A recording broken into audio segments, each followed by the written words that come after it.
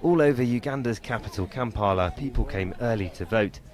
Across the country, polling in most stations proceeded peacefully.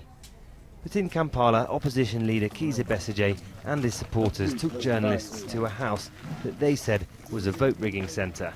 The kind of activity we've seen around here in terms of delivery of materials, right now we've just seen ballot boxes being thrown off over the fence as we demanded that we see them.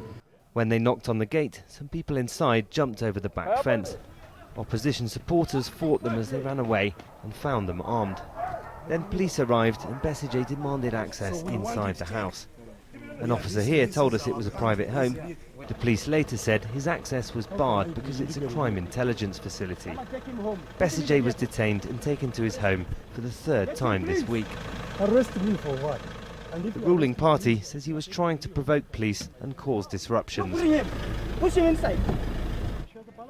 Meanwhile, incumbent President Yoweri Museveni, who's been in power for 30 years and wants 5 more, voted in his home area. There will be no violence. If anybody tries to do violence, we shall just get him, put him in the deep freezer, and he cools down until the blood pressure comes down. Back in Kampala, at this polling station, opposition agents say they were thrown out by police for complaining about names being added to the voters' register. Our agent is supposed to have the register. The agents from the ruling NRM party said the police were just keeping order.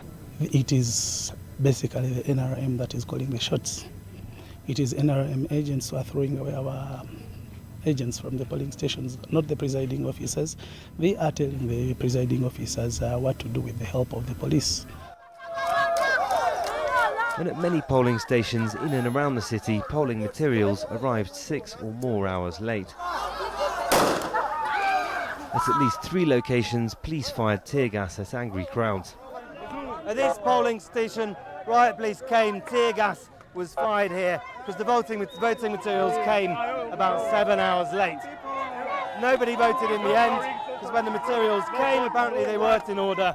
So the crowd's been left here, they're still angry.